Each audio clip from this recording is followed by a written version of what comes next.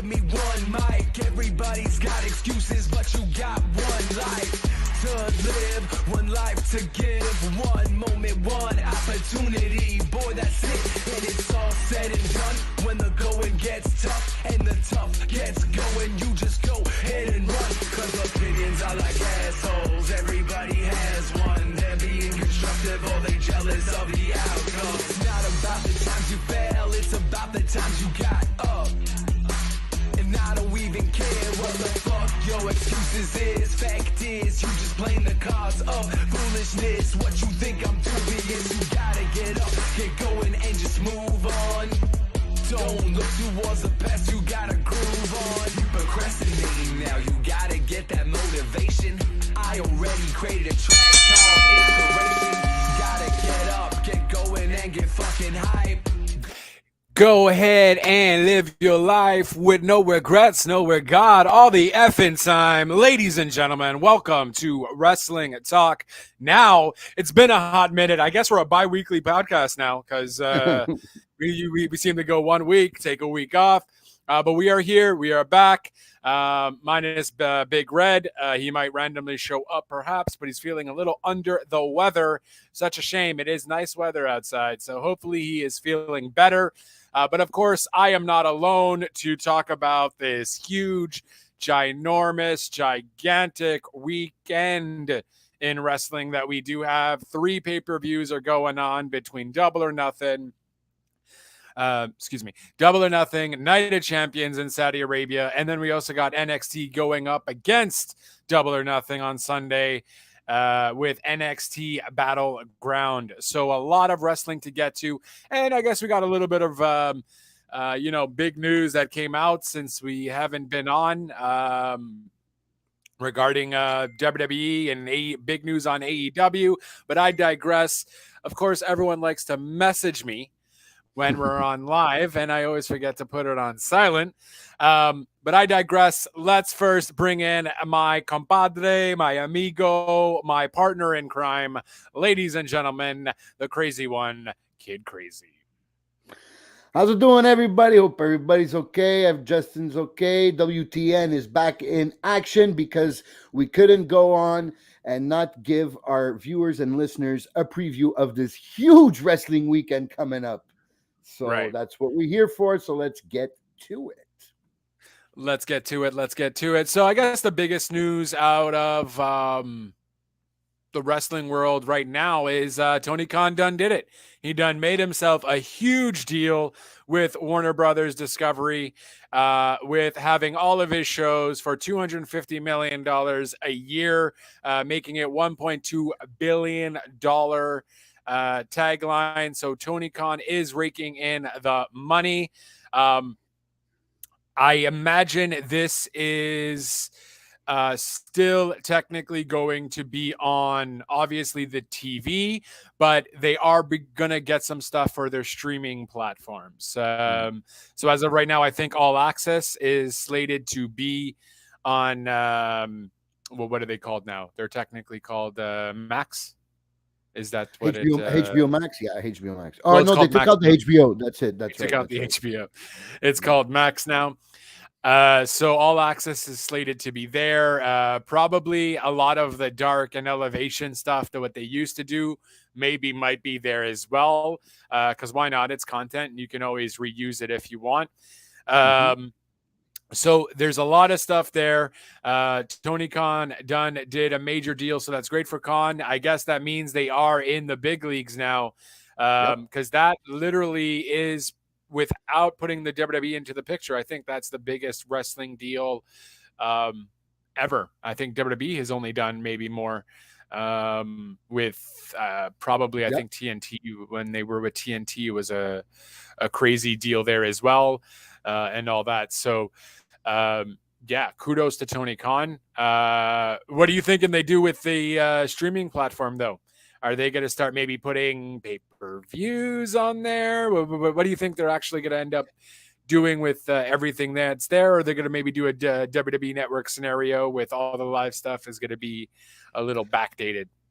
I think there's probably going to be the TV shows on delay, probably that makes sense. Like you said, since the Dark and Dark Elevation, since they canceled or they stopped It's canceled. putting, Yeah. canceled, stopped them from airing on YouTube, because I hear the deal is an exclusive deal. So any AEW content for television has to be distributed by Warner Brothers or one of their affiliates. So Right. I think that might have been a reason why they took those shows off of YouTube. But like you were saying, which is pretty accurate, that they're probably going to launch another kind of dark type show for the streaming service. Probably pay-per-views on delay, because I think they do have a deal with Fight and still Bleacher Bleacher Report. Report. Yeah, that's it. And Bleacher Report, if I'm not mistaken, is owned by the Warner Brothers, if I'm not I think mistaken. So yeah, I think so. So, I think you're right about that. So they're staying inside the family, and I think that's where he made a good move by probably maximizing it, going to get the maximum amount of money. But he gave them the exclusivity, which that is okay. Now this, like you said, it's it definitely. Oh, he says it's fake news. Let's take fake Well, news. way to make your podcast look bad. Yeah. Jeez. But yeah, I think the exclusivity is good for a second TV deal. It's amazing to get that that amount of money for anybody. Maybe the more WWE marks, or maybe the ones, or the more anti WWE, anti AEW guys that said they were never gonna be a real competition or never gonna make it. Well, they've actually made it. So they're there now. There's no question that whoever Tony Khan wants to sign, he's got the money to do it. Not meaning that he didn't have the money before. He did have money personally, but you don't want to spend because I think WCW had a bit of that problem, spending over their budget, and so he didn't want to do that, which was a smart business move. But now the company makes enough money where he could sign anybody he wants. Drew McIntyre, you want to sign him? You got the money to do it. Even though I wouldn't agree with it, but Bill Goldberg, you want to sign him and bring him on for your Wembley show? No, there's no problem. No, I know, don't do it, but I mean, they can. He can if he wants. But no, Tony Khan, you can't. It's written in the book of law of all of humanity for all of wrestling fans. This is not something you can do. I know Bill Goldberg said he has one more run in him, but fuck him. He's not allowed. No one wants him. No AEW, no WWE, no ROH. I don't even want to see him in GCW. Maybe put him in a local indie fed. I'm down with that. But no, Goldberg, just fucking hang it up, bro. I'm done. That was one of the other rumors, which I don't want to spend too much time on. Nah. Goldberg feels like he has another match in him. No, you don't. You don't.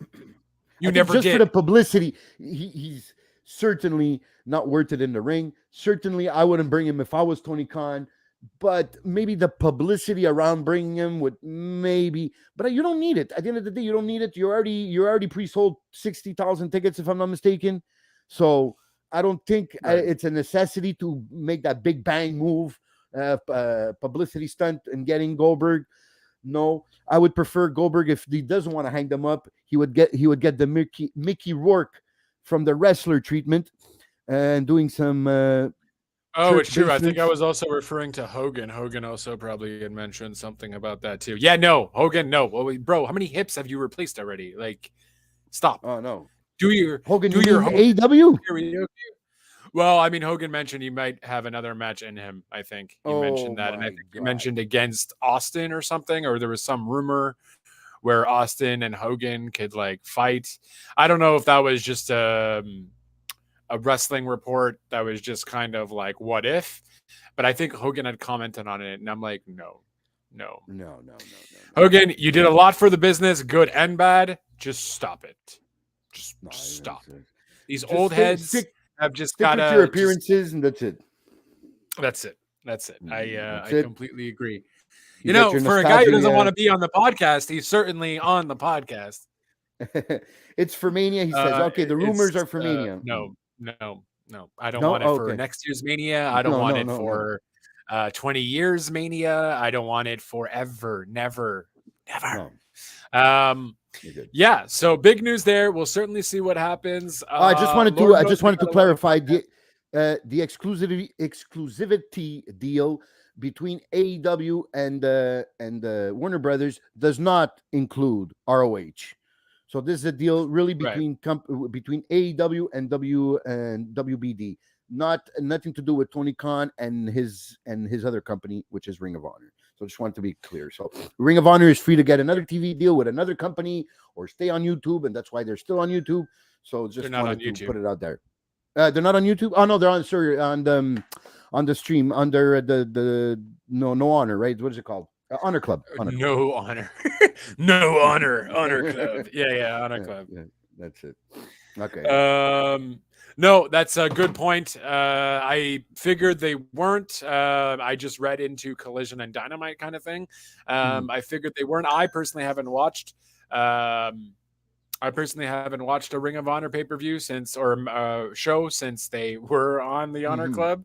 I don't know. I don't feel justified paying, $9.99 for something. I'm gonna have to also pay for the pay-per-views and all that. And it's just there's not enough content. I know it's the whole ROH library and whatever, but no bueno. Apparently they're gonna have apparently ROH is gonna do like some crazy 19-match card for their next event, and I just feel bad for the people that are going to be there. Like, I'm sure there's some pretty good matches there, but that's a lot. That's 19 matches. That can't be only 4 hours guaranteed. No, that's it. I mean, I guess you'll get your money's worth, but you'll also get some snooze time as well. Because Jesus, that's too much. Where did I see it? I don't know if I'll be able to find it now. But yeah, it was like a stupid card. It was like 19 matches, and I was like, "What's going on here? This is way too much." So, with that said, though, once I think how they're gonna do it now, though, is once I think AEW Dynamite, right? Once they do the Dynamite, they do because their ROH shows get done where in Florida, right? Yeah, I think so. Yeah, they get done in Florida, so. No, so I guess they won't be part of doing anything with Collision since Collision will be traveling around and all that. So yeah. Wait a second. No. I might be mistaken. Sorry, I might be mistaken. I'm pretty sure they've been recording ROH after the Dynamite. Well, I know they used to do that with Elevation and a few ROH matches.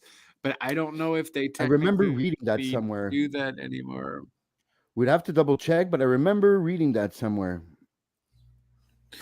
That's fair. I'll do my due diligence and checking there. But also, since we're on the Tony Khan train here, Tony Khan did make the announcement for AEW Collision last week. He just didn't mention a date. He mentioned a bunch of other dates for future Collision events. It's going to be on Saturdays, which, as we know, usually Saturdays don't necessarily work all that well between, WWE's Saturday Night Main Event and whatever have you. But the event will be Saturdays and it'll be a 2-hour event. Tony Khan mentioned that Toronto will be, and a bunch of Toronto, Hamilton, and then you also are going to have freaking Saskatchewan take on a date for Collision. No Montreal, though, but Saskatchewan, sure. Why not? Take on a date. But for the first Collision, he did not mention anything. That, of course, is because of all the CM Punk drama we have been hearing throughout the weeks. Between there being drama of Ace Steel not being on the road with AEW and CM Punk being angry at that, and then CM Punk wanting Ace Steel to work at AEW Collision, and just a whole bunch of rumors that we had seen going through the dirty sheets, as Big Red would like to say. But within that, apparently a lot of it was just the dirty sheets doing what the dirty sheets do. But nothing was confirmed, so that's why Tony Khan didn't mention where it was supposed to be. or if CM Punk was going to be there. But this week, Tony Khan at least mentioned it was going to be in Chicago at the United Center, thus making everyone believe that CM Punk almost certainly will be there. However, he was not announced.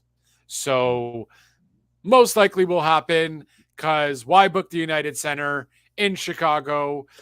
Rumors are like tickets have already like kind of sold out. A lot of the red seats are like gone.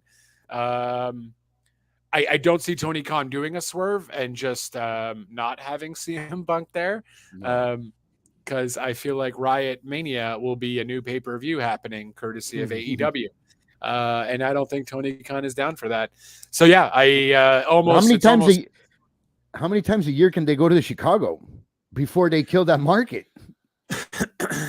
I don't know. Well, I guess they haven't killed it yet. I figured it was already freaking dead in the water, but they're still going, and people are still selling out. And it's Chicago's a pretty big market, though. And I imagine tickets aren't too crazy either. So,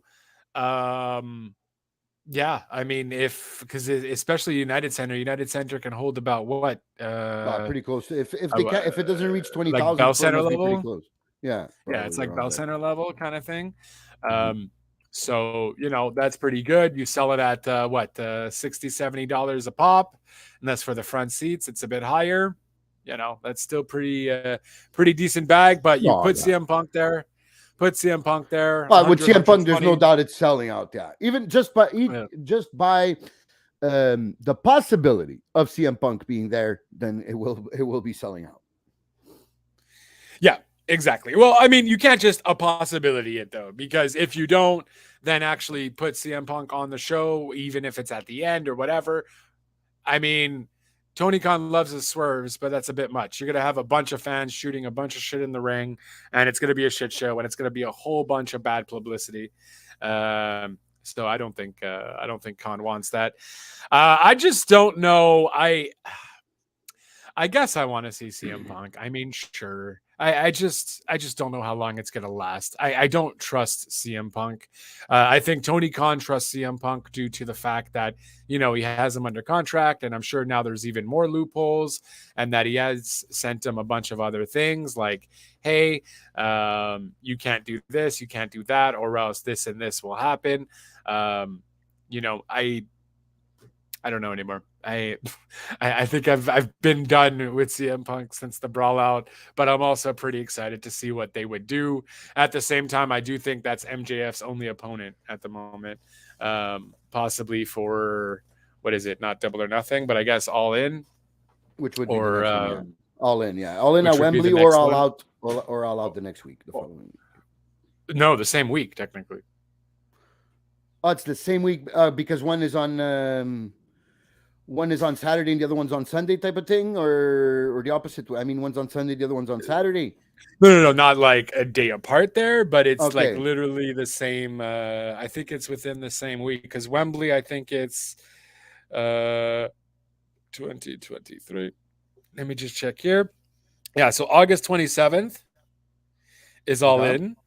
Yeah. So, of course, they're not giving me a date. August 27th. And then All Out.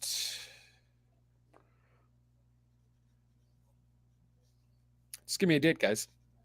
Okay, and All Out, they're doing it in London. August 27th is a Sunday. So August 27th is a 7th. Yeah, so it would have to be September 2nd. It would be the next Saturday, which would be still in the same week technically. If that's when All Out is, then yeah, it's technically the same week. You're right. Perfect. And All Out is why are they confusing All In to Wembley Stadium? The date of the show tends to hold. So a lot of event the following weekend. Okay, yeah, so it's just gonna be the following weekend. So yeah, I guess whatever. We're grasping at straws there. It's the next weekend. It's the next weekend. Yeah, that's so that's it. So you other than MJF, I don't really see, because like you were saying, and I agree, I'm pretty much done with CM Punk. It doesn't mean I can't enjoy a few promos or one of his matches Um, Right. I'm done with the whole drama with him and everything. Like, I don't care if you're there or not. But if you're there and you're giving me a feud or a program with MJF, yeah, heck, I'm gonna want to listen to those promos, those back and forths, and those matches. But yeah, but who's gonna want to work other than MJF? Who's gonna want to work with CM Punk? That's something else. Yeah, we know Well, that I we know mean, FTR. Yeah, that's it. We know FTR. So maybe if he doesn't win the title, maybe put him in a little program with FTR to go against House of Black for the trios titles. I guess there's some possibilities there for CM Oh, there was Punk. rumors that Jericho working with CM Punk. Yeah, I heard that too. Yes, that's right. That's right. So I yeah, mean, I don't know. I feel like everyone and that person on Twitter was so correct though. He's like, everyone Jericho works with is just ends up going nowhere. And then Jericho had commented on it, saying some like, "I effed your mother from the back" or something, or some stupid I childish think I saw Jericho that too. Yeah. comment that Jericho does. And he's like, "Oh, my mom's dead." Thanks, Jericho. But I don't know. But I'm like, Jericho, he's not wrong. I mean, you're great for the business, but you also don't elevate anybody at the same time. Not anymore, at least. You know, not anymore, at least. Yeah, that's fair. Not anymore. I mean, what was a match where you had elevated a superstar? Maybe Orange Cassidy. You know, when you were doing stuff with him, but he was kind of already over, and I think he would have been over anyways. Exactly. I think really that first feud, did he elevate Cody? No. I think really, okay, the question here would be, has he really elevated anybody in AEW since AEW has opened up? I really, other than MJF, but like MJF, he didn't elevate him. Well, yeah, maybe he did elevate him because some of the skits they did were really great. That the song at the restaurant and all that. So yeah, okay, maybe awesome. we could say MJF had helped him. It helped him. Other than that, Sammy Guevara hasn't really helped.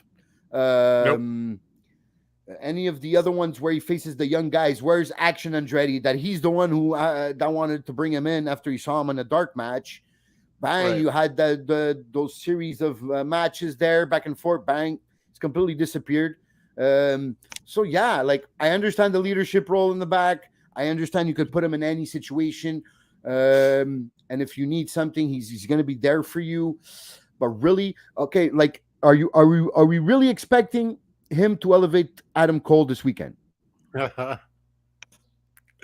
No, I mean definitely not. At the same time, Cole has obviously very popular and all that, but Cole has had what, one match since he came back, technically? I think one or two, yeah.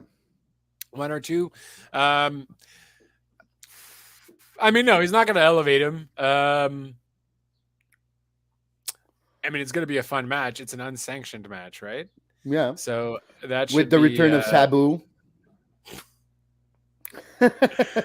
Right? I mean, kudos. It's great to see him there. But I mean, because last time I heard about him, he had some health issues. I think his wife was sick and had passed away, and he was going through some stuff. So it's good to see that he's actually looking pretty proper, looking healthy, from what I can tell there. And don't know why Sabu is part of this whole thing. Just sure, he has history with Jericho, but I didn't realize Sabu was an honorary Undisputed Era member. You know, so cool, I guess.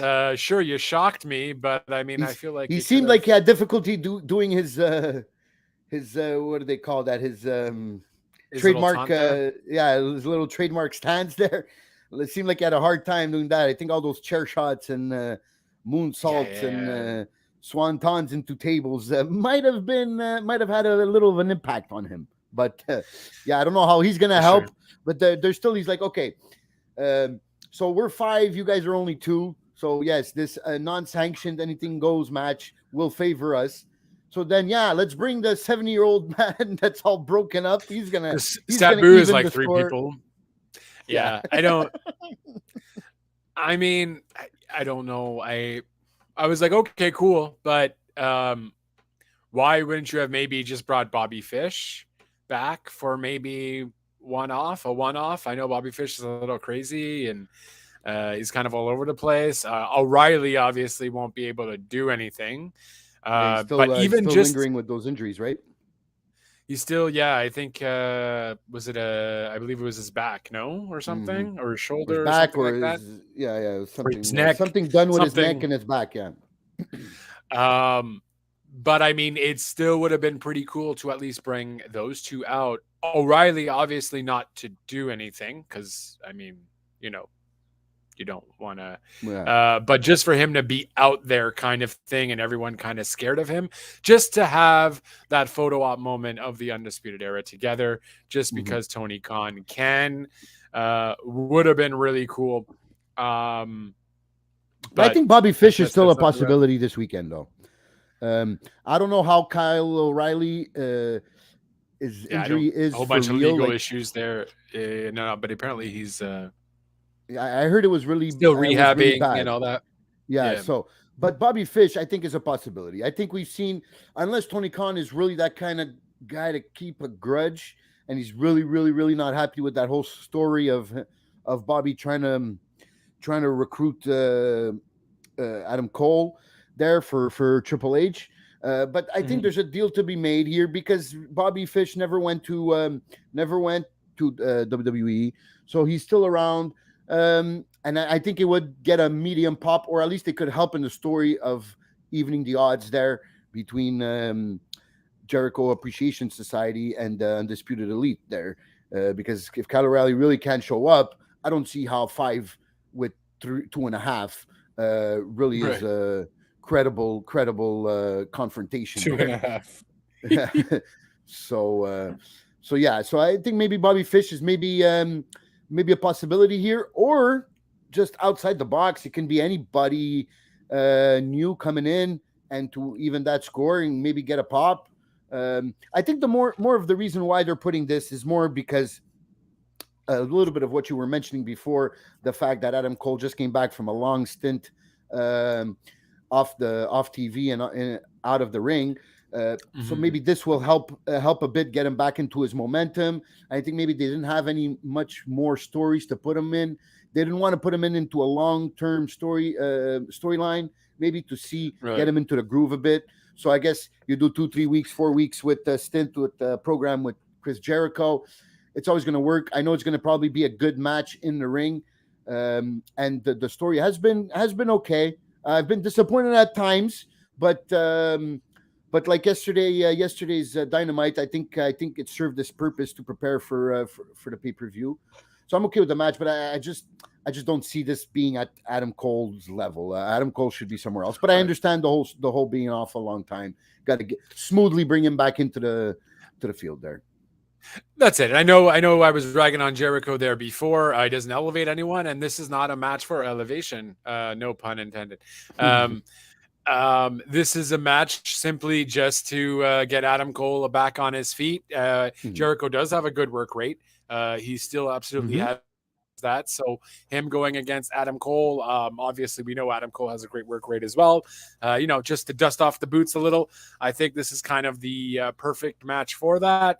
And then the JAS or the Sabu Strong Club can help out where there's little holes to be filled there. And it should be a fun match, unsanctioned. So it's going to be pretty cray-cray.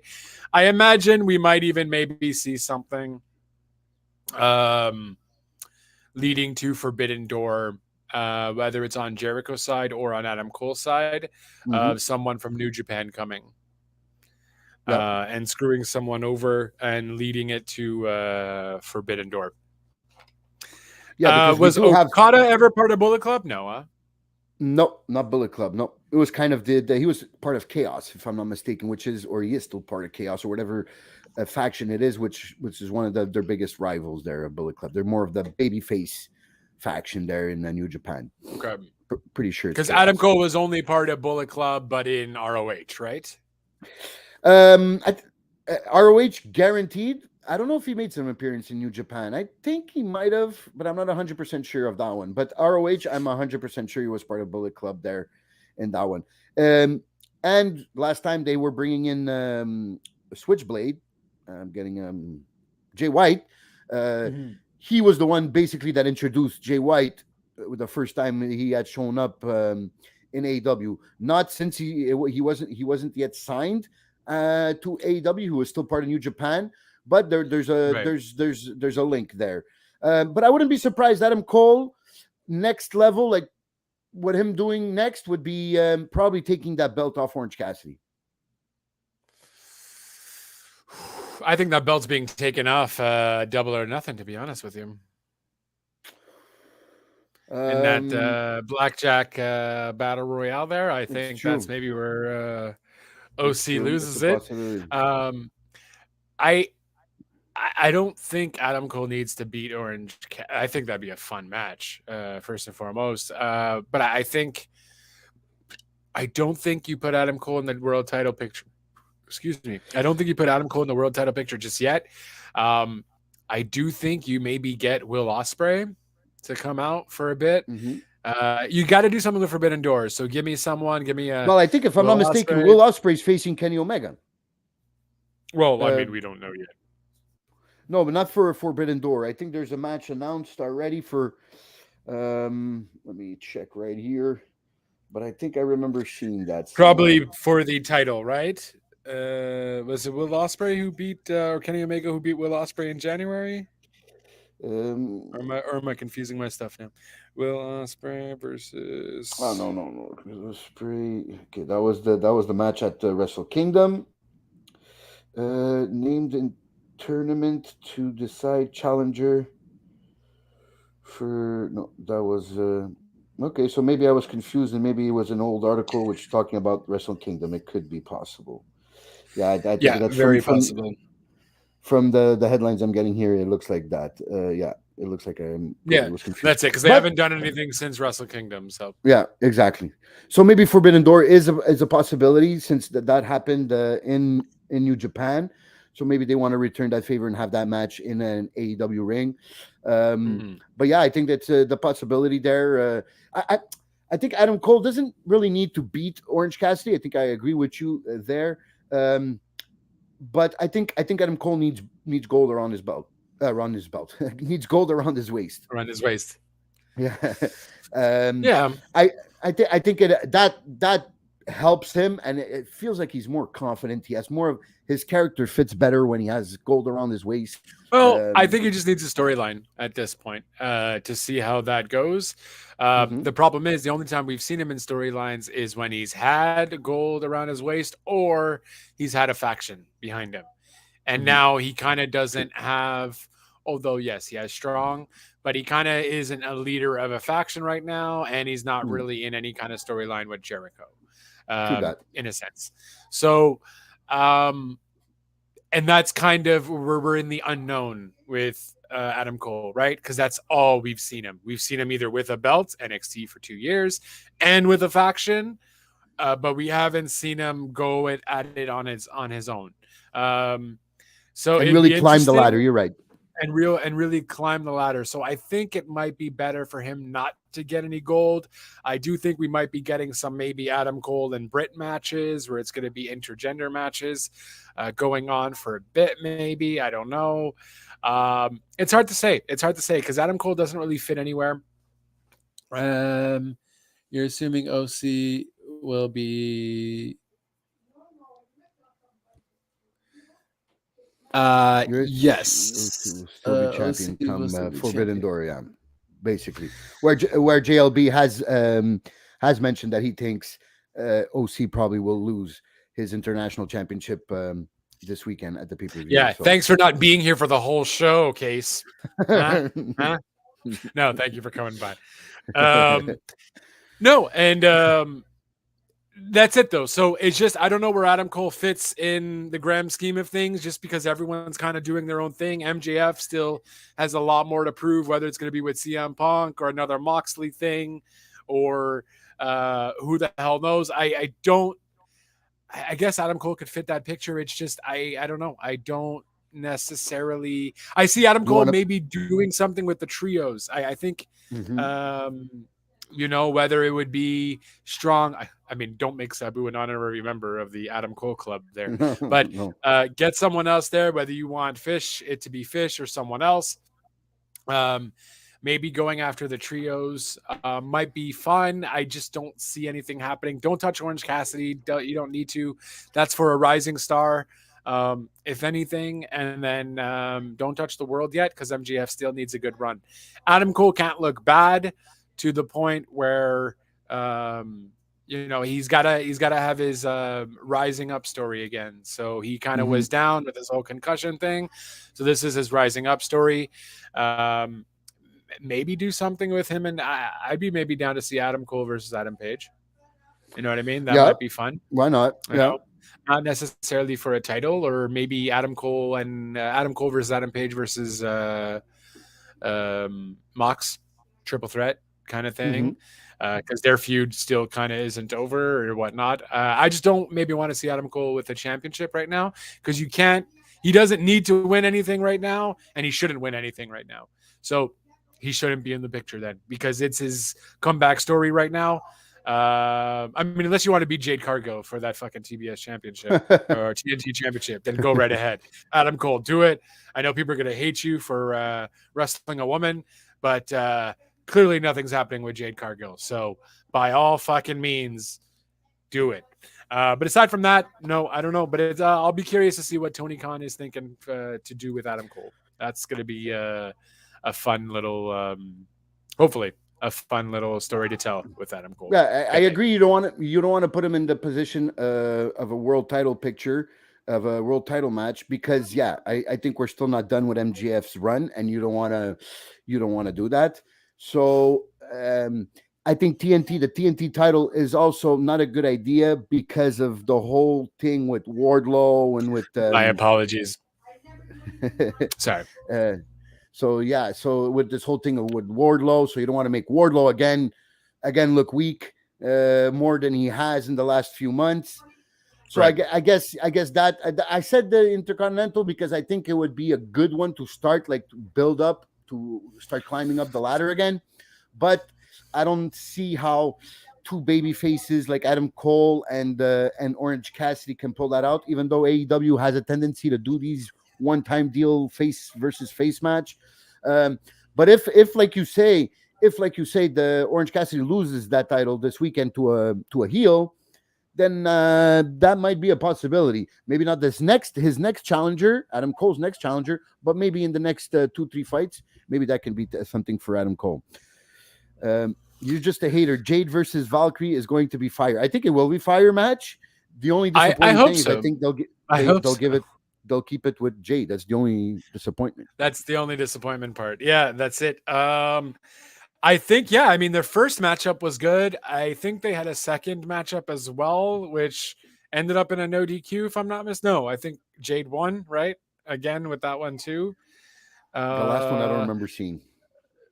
Okay, so maybe it was only one match, and then they just kind of had a little segments here and there to hype up the second match. Because she definitely has the credibility to beat Jade.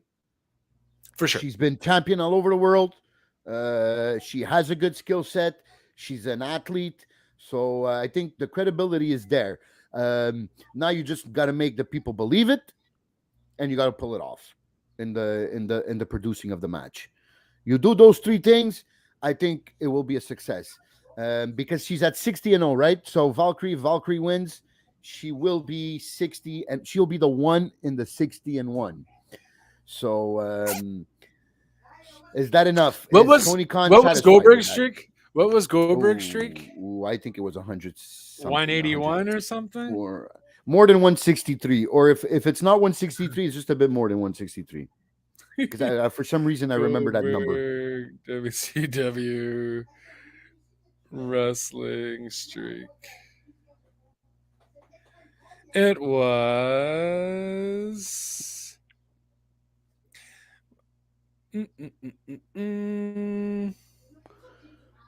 Come on, Wikipedia. You're just supposed to give me the amount. God damn it. His first match, Young Stars. was for a year. 173. Okay, 173. Okay, so I was close. I said 163, but Yeah, 173. not All right. bad, not bad, not bad, not too shabby. So I Uh, don't think they're gonna go that much with Jade. Well, at least I fucking hope not. yeah, no. 173 is a lot. I think Jade's career will definitely be over if she keeps it for that long. The fans, I don't think care already. But by 173, they'll definitely be throwing shit in the ring. Yeah. So, yes, And I just and want to confirm what Casey was saying, that her the numbers, his streak numbers were kind of inflated because they did count some stupid house shows and stuff like that, and so they really counted every single right, thing. Which, but but it was still something big, you know. It was still something big, and I remember Kevin Nash booking himself to break that streak, and fucking yeah, Kev, but big Kev. yeah, but I think it was long overdue. So I don't want them to make that same mistake with Jade. Um, and she's not as done. Yeah, that's it. Thank you, Yeah. Jeff, for the 173 confirmation. But yes, so we don't want that with Jade. And I think 60-0 is a pretty big number here, pretty respectful number for her to start off her career with.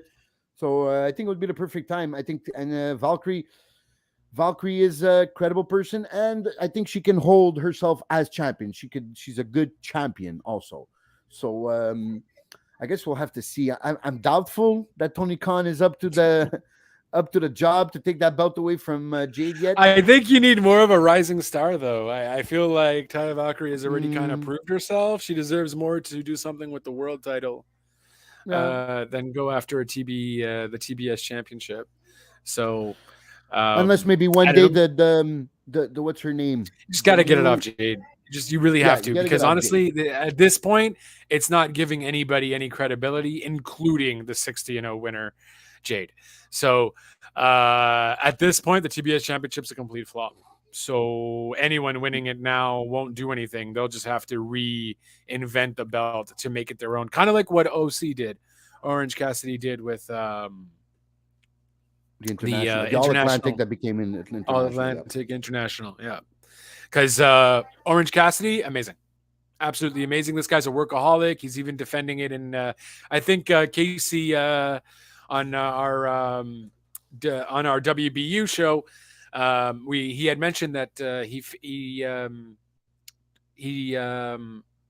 what do you? I can't talk today. He had mentioned that he had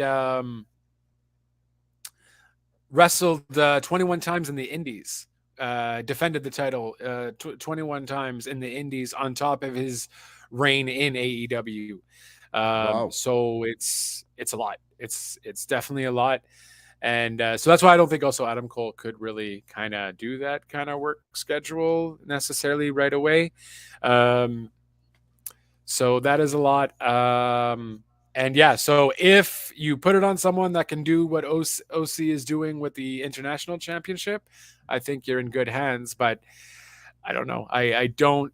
Valkyrie could do that. I just think you need someone kind of more not known, maybe like Red Velvet or a Sky Blue or a Willow Nightingale, I was since she about to did say, beat yeah, or since she did beat Mercedes Mercedes Monet Monet. there.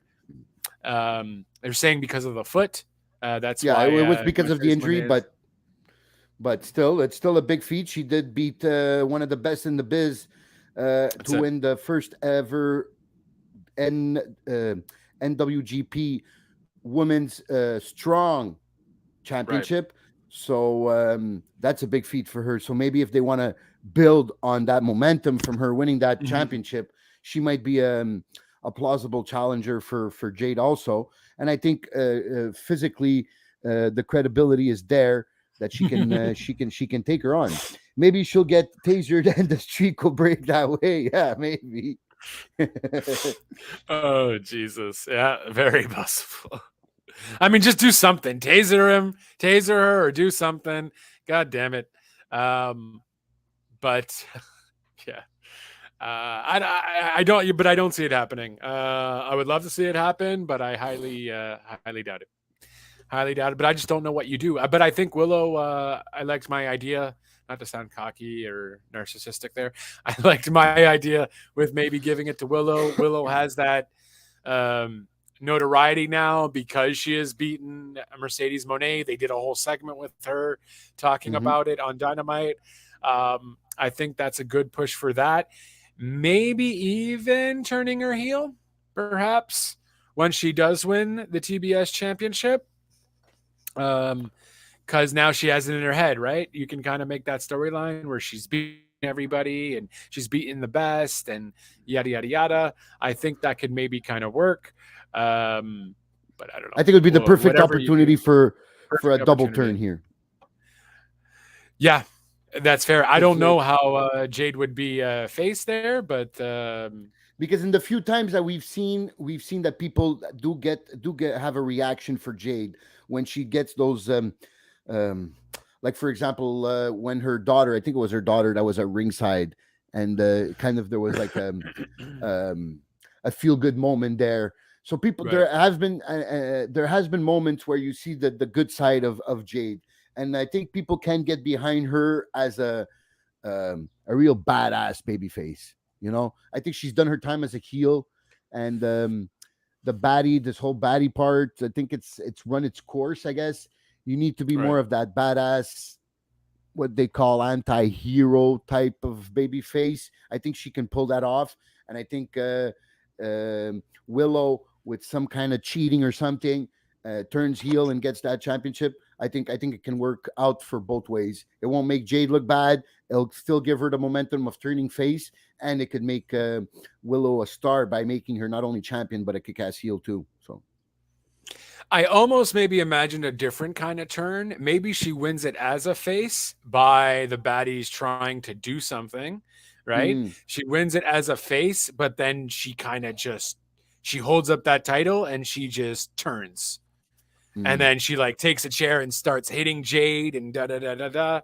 And then the baddies come and help. She swaps them all away, kind of thing. Because I think you need Willow to go into this match as a face.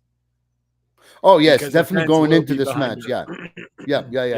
Guarantee the fans will be behind her, and you do need her going into this match. She needs to be a face.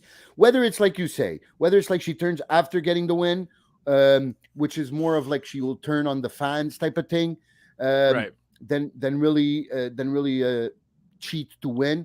It could be the baddies turning on Jade, which gives Willow kind of that moment where she has to decide between being good and evil, and she decides being evil because she does want the belt that much, because after tasting the NWGP strong belt, she now really wants that TBS championship. There's a story to tell there, and I think it can, if it's done properly, I think it will be done. So I think if Tony would be listening to us, we have just booked his next 6 months of the TBS championship matches. Anyway, we just came to say JLB is a whore. Yes. Ryan ordered WBU rules with rules. Top guys out. We're done.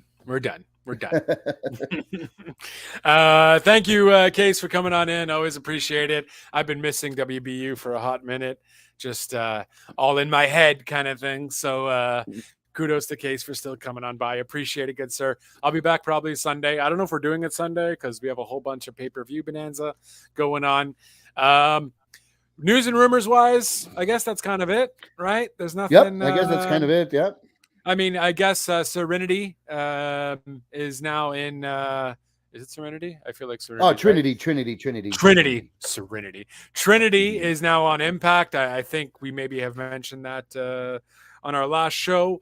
She did mention it was very last minute, and she's kind of getting used to things over there. She had an interview mentioning that she would probably go for the championship sooner rather than later, but she's still kind of working her way up. You know, there's a mute button for a reason, huh? Just putting it away from the mic. No problem. It's not going to work, eh? You're like, oh, I'm far away. They won't hear me. It's a dynamic mic. I'm good. No sneeze. It's not on. It's good, guys. It's noise cancellation. We're perfect over here. We're good. We're good. We're good. I'm no longer Snuffleupagus. They can't hear me. I'm far. All right, I'm done. Yeah. So I think that was kind of it for the news and rumors, or just the big news of the week or the past few weeks.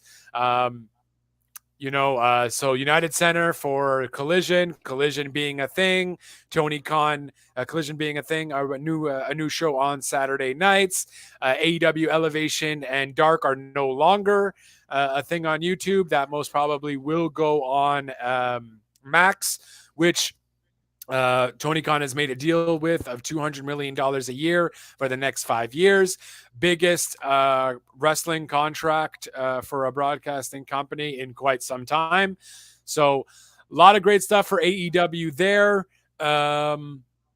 WWE, I mean, not so much. There's apparently going to be, there was rumors that there's going to be a bunch of firings coming up in the next I like saw that 6 today. weeks. They say mini budget cuts. No, mini talent cuts. Sorry. So we're gonna get some releases in the next few weeks here. I imagine the majority of them are going to be NXT branded. For those that maybe didn't go up or that aren't necessarily thriving as they should. Hopefully and thankfully, depending on how you look at it, if it's main roster cuts, Cameron Grimes won't be in it because he's now on SmackDown, and if you ask me, he's going straight to the moon with that lovely record going up against Corbin there and beating him in like 5 seconds. So hopefully they do good things with him, and it's not just a one-off there. Like the long hair better, but hopefully it won't be Cameron Grimes or anyone on the NXT side who went up. But we shall see. We'll apparently it's going to be within 6 weeks that we'll know. So I imagine it will be after. What's their event they're going to? Aren't they going to? They're not going to. No, that's AEW. That's going to London. Is there to be going anywhere internationally? I don't think so. Not in the next few pay-per-views. I know there's Money in the Bank qualifiers. No? Yeah, Money in the Bank qualifiers are starting next week, starting Monday for the next pay-per-view. So I'm pretty sure that's the next pay-per-view. I don't think it's anywhere outside the US. But if we check quickly, it could be it's outside the US. Because for some reason, I remember talking about that not too long ago with my friend. So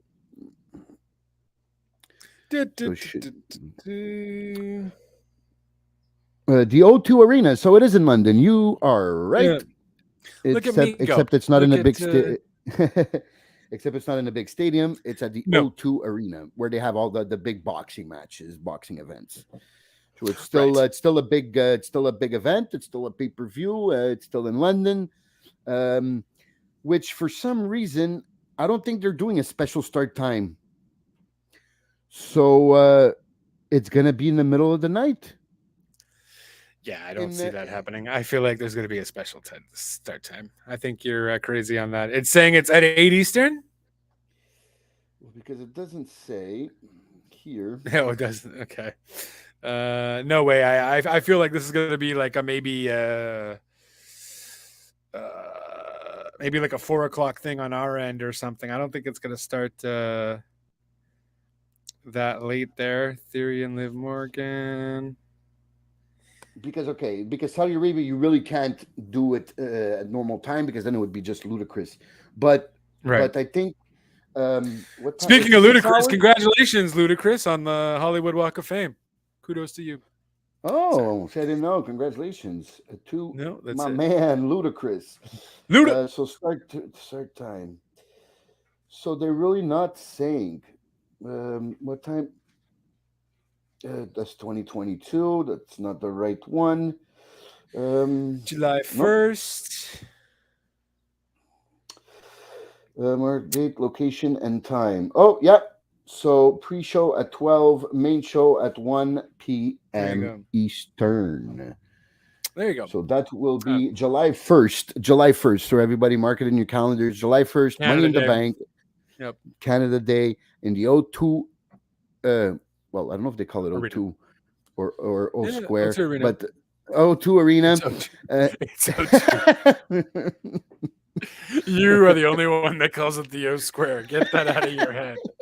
Hey, The O2 hey, can you hear me? It's the O Square. Okay, my mic's dynamic over here. You didn't hear my sneezing. Maybe you didn't hear the O Square. I'm teasing. I'm teasing. So yeah. So start time 1 p.m. So don't forget it. Don't forget it. Don't do it. Don't forget. Fair.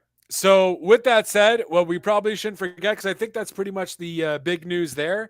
Let's hit on with what's going on this weekend, starting us off on Saturday, where we will be in Saudi Arabia. Well, yeah, where WWE will be in Saudi Arabia for the Night of Champions in what looks like to be a pretty fantastic card, and a card that actually is going to be meaning something going forward for the WWE, because majority of titles are on the line, including we will officially get one new champion, as the Raw Championship will be fought for between AJ Styles and Seth Rollins. So we'll definitely be getting one new champion, and we have a bunch of other championships happening. So let's break down the card, because I just want to be clear for something for the heavyweight championship belt. So they are continuing the legacy of the old big gold belt. So whoever wins this this match, will be added to the list of champions of the former World Heavyweight Championship belt. Which, if I'm not mistaken, I think it was Triple H, but I'm not sure if it was Triple H. Cena or Randy Orton. Could have been. Yeah, it could have been. That would make sense. I remember someone mentioning that to me, so that's why So that makes sense. But that will be so we'll be continuing the legacy of the old World Heavyweight Championship belt. So this is kind of them trying to make this belt mean something. So it's like the old one. Right. So you can go on and go to the match card. Sorry. Match card, sure. I guess we'll start it off with it's officially been announced, and they even did a contract signing for it on Raw. It is Trish Stratus versus Becky Lynch in a grudge match, since Trish had turned on her and potentially made her lose the titles. So Trish Stratus against Becky Lynch. Yep. I'm not really that interested into this match, to be honest with you. Nope. I think Trish did okay with her promos in the build-up, but it's just more than that. It doesn't really bring anything to either. Becky really doesn't need this. Trish, I don't know. It's the whole thing. I know she said she wasn't a nostalgia act, but it sure does feel like she is, though. Right. Yeah, and I don't even know why you're doing it at Night of Champions, considering neither of you have a championship. True that. Yeah. I don't see this really bettering anyone from whoever wins. So for me, I know I mentioned that all the other matches do have great storytelling and will continue forth going somewhere, but this one won't.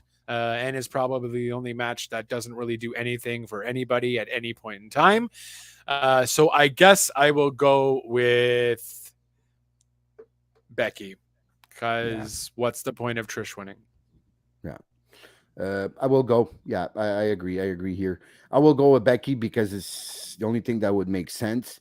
Why would the man, one of your best, most feared women athletes, go lose against someone that hasn't really been that active for like 15 years? I don't know. It wouldn't it wouldn't look good on Becky. The only thing that's been good from this program was maybe the contract signing with some one-liners going back and forth. I like I mean, there was Becky. only one liner. Yeah, the only one that anyone talks about it was the "Why don't you go bark like a dog, bitch? Woof woof." Like Yeah. Well, the that's the only woof woof line. part was good. I also liked when she said, if I would had to do the things that you had to do to make it to move up, I would have been disgusted with myself. And Right. I'm surprised they approved that, because that really makes Trish look bad. Um, really bad. I guess the woof woof is salt and fun and games. It was still Yeah. good. I still laughed, but But I mean, yeah. So those everybody already knows, right? So Trish is a heel. She knows how to play her role, and everybody already kind of knows what Trish did in the past with mm, Vince and her barking like a dog, or at least the majority of people know.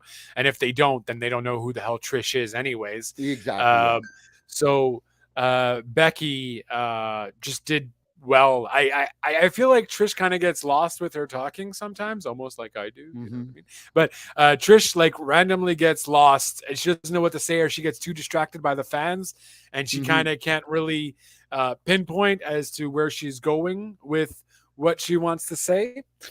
So, but Becky just killed it. She Yeah, absolutely made that contract signing worthwhile, and definitely made Trish yeah. look horrible. She looks very at ease there. She looked very at ease, and Yeah, like with in her in her weird place. sunglasses and all, Yeah, weird glasses yeah. and all there. Very confident. She looked like the man. Like her gimmick wants to portray her how to look. I think she fulfills that. Um, the match. Am I expecting anything great like wrestling wise? Not really. Trish is Mm, better than people give her credit for, though. I would like to say right. that, but I don't think we'll see the a 5-star match here. So No, I don't think you'll see a 5-star match either. But yeah, I mean, should be okay. I imagine it might start off the show. Um, Unless, I don't know, Saudi Arabia doesn't want a woman starting off the show. I don't know. I guess it might depend mhm. on what Saudi Arabia thinks. But yeah, so that's happening. How many women's matches we have on the card? I feel like we have three, but I know we have two for sure because the next match is Bianca Belair versus Asuka, which Ooh. I'm hoping is a fuego match. These both these women can certainly go, and I think people weren't ready for Asuka, and now I think I am for Asuka to get that championship. I just don't know if they're going to do it at Night of Champions. Mm. Um, the thing is, I'm really thinking the way they've been portraying Bianca here and what she has become when it comes to being the face of that woman's division there, with all the public appearances and all that. I really think they're not ready to take that belt off her. I thought maybe they were ready. I know we've talked about this about her turning heel. Maybe she needs that in her to the continuation of her career. But I think Yeah. she's probably so popular that they're not willing to go there yet. Right. They think probably if we time it correctly and we let her get to the top, really peak of her popularity, and that's when you turn her. I think that's where they think they'll make the most money from her. So I think they're not ready for that yet. It's a shame because I definitely agree with you. I think Oscar. I am definitely ready for Oscar.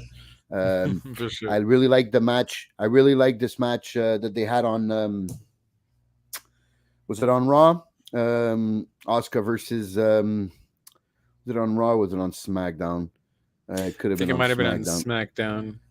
Yeah, it might have been on SmackDown. Let me go through here the match card fast. Yeah, the Gracer. Yeah, it was against Selena Vega on SmackDown. It wasn't the longest of matches, but I liked Mm. it. A little good back and forth.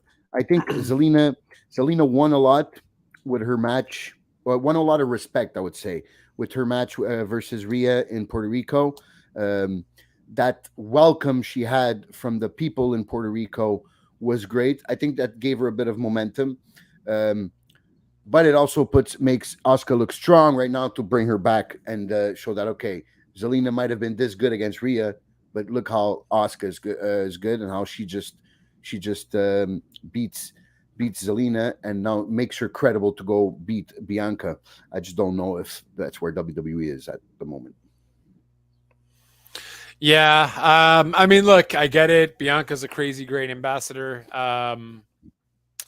Rhea Ripley is, I don't even think, fighting on this card No, I don't think so. No. either.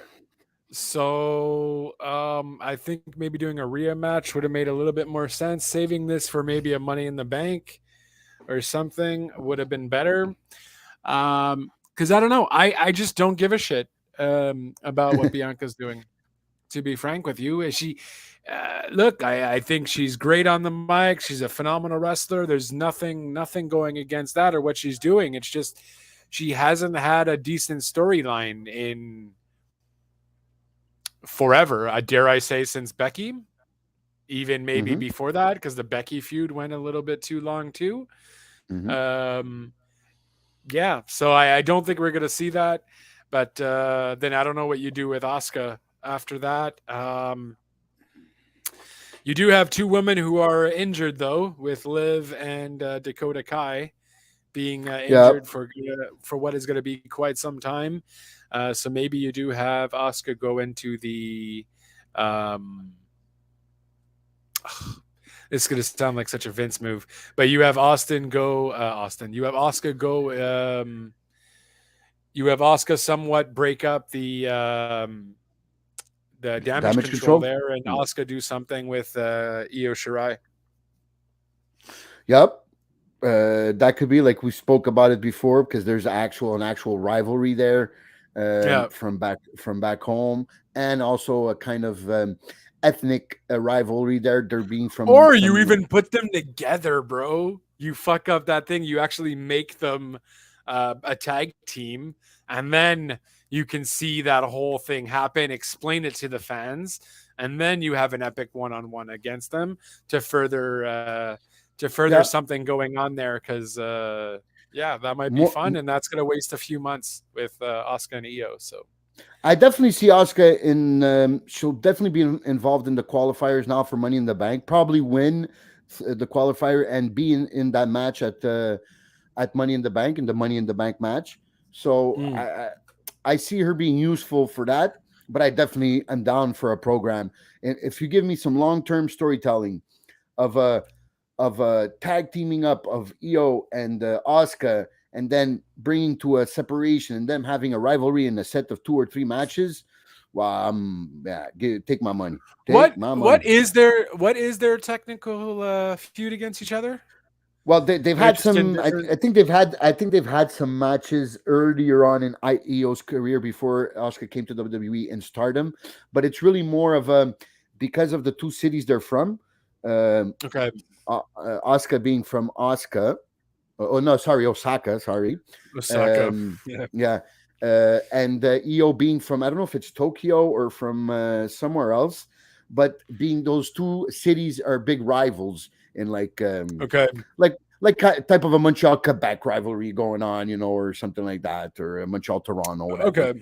So it's kind of a little rivalry like that. So they can definitely build on that. So, and I think they would pull it off. They would pull it off, both of them.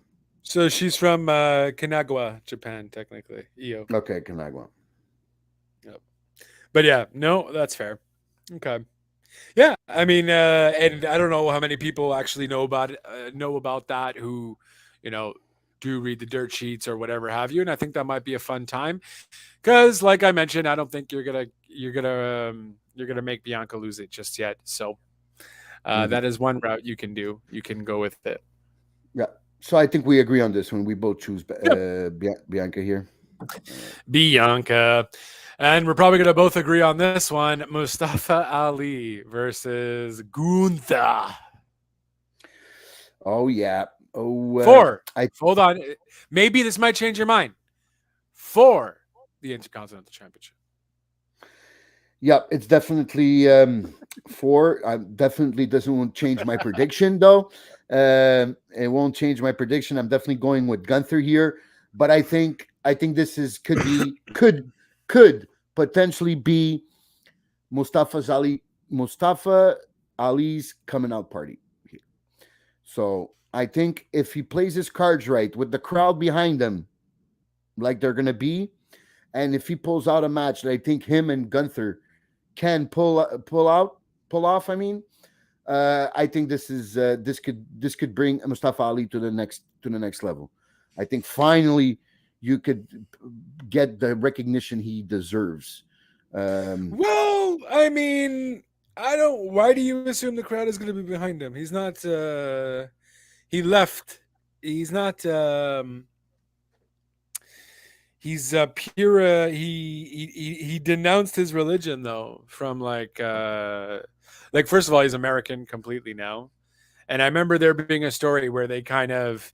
He's like they won't like him because he doesn't do everything that the Islamic religion does and so on. So I don't know if it's not Mansoor we're talking about here. You know what I mean? No, We're I talking know about it's not Mustafa Ali. Mansoor, but I think last time he had a Mansoor. pretty yeah, exactly. I think I don't know. I think they'll be behind him because not everybody in Saudi Arabia is a fundamentalist. Probably a big percentage, but I think the crowd will be because he still identifies as Muslim. So I think the crowd will be behind him. I think if I remember correctly, I think in another match he was in Saudi Arabia, they were kind of behind him. He's Pakistani, so he has nothing to do. No. I know he's not from Saudi Arabia. Right. Okay. But just like the in Qatar for the World Cup, they were all behind Morocco, and they're not even the same tribal. Okay. So I just think that he'll definitely have the backing of the crowd. Maybe not everybody, but I think he'll have the backing of the crowd. And if he could get the crowd even more behind him, which I think he can with his style of wrestling, I think this could be a moment where he's actually recognized as a great wrestler. Okay, we all know he has the problems with the He's a great fucking mic. wrestler, though. I've been knowing that he's been a great fucking wrestler. Same thing with Tozawa and all that. I hope you're right. I don't think you are, though. And I'm the biggest. Mustafa Ali deserves better and deserves a championship and maybe should win person right now for Mustafa Ali because I think he's positive Ali great, but realistically speaking, I don't see it, unfortunately. I do hope you're right, but I feel like it might be a squash. Then again, oof, that's big there. No. You have a squash? Maybe no. Well, if this was anywhere else, it would be a fucking squash, right? So maybe it won't be a squash because they'll try to give him an opportunity and a chance, but I don't know. I don't know how you do that against Gunther. Yeah, I think this might actually open up the card. This might make sense to open it up. I don't know. They kind of been opening it up with decent matches, though. I don't think this is going to be a decent match. I think it's going to be a big one. Fest. Yeah, I think it might be one of the 3 world titles maybe that opens up. But as for Ali is known for having that big heart. So getting beatings and kicking out and everything. So I think that could be the main story of this match, which is he's taking a beating. He takes a beating, but keeps on kicking out. Gets in a few offensive moves here and there. I think we can see a lot of similarities between the match with that Gunther's had before with Tyler Bate or with Ilya Dragunov. I think style of match where Gunther just gives the beats, but the other guy never gives up and gets. I don't know. Ilya Dragunov did some pretty fucking wonderful things in that match, if I remember correctly. I thought Ilya Dragunov was not just taking it. He was taking it at some points, but he was also dishing it out too, though. I remember that match being pretty even, Steven. Well, maybe not even, but he definitely got his offense in, and but I remember his chest being like minced meat there, but for sure. But especially with that kind of pale skin that he has. Oh yeah, he's pale. But, that's it. Yeah. So, but hey, I've even heard that Dragunov is maybe joining the Imperium. So Oh, I don't think it, I don't. I yes, think it's please. more. I think it's more like internet talk than real plausible rumors there. But if that would be the case, I think it would be amazing, and I think this would be the perfect time to bring him in, like kind of then set up kind of a program between Dragunov and Mustafa Ali, while Mhm. Dragunov is the new member of Imperium. I think would serve them both right. And he fits the character also fits perfectly with Imperium, So he has that love for the wrestling, for the mat, the European.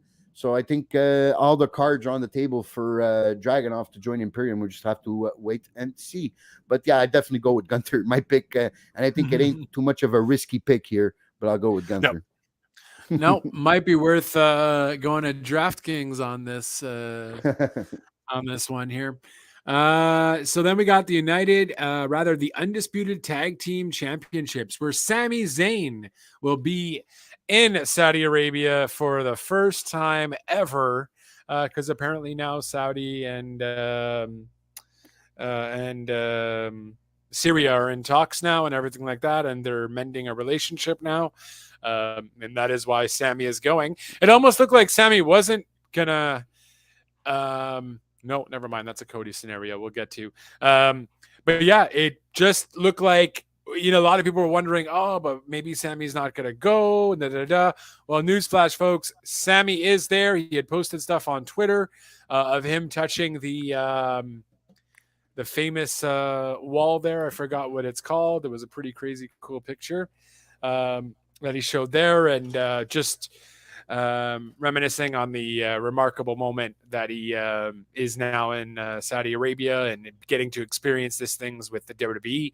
So he is there, and it's going to be Sami Zayn versus Kevin Owens versus the Bloodline, not the Usos, because it is going to be Roman Reigns. They'll be going against Roman Reigns and Solo Sikoa. Yep. Slowly, really slowly, they are starting to show the rift in the bloodline there, where we started seeing it a long time ago, but they're really going with this long term.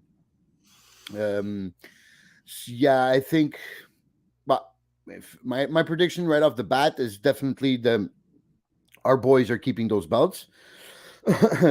So I'm going with KO and Sami Zayn.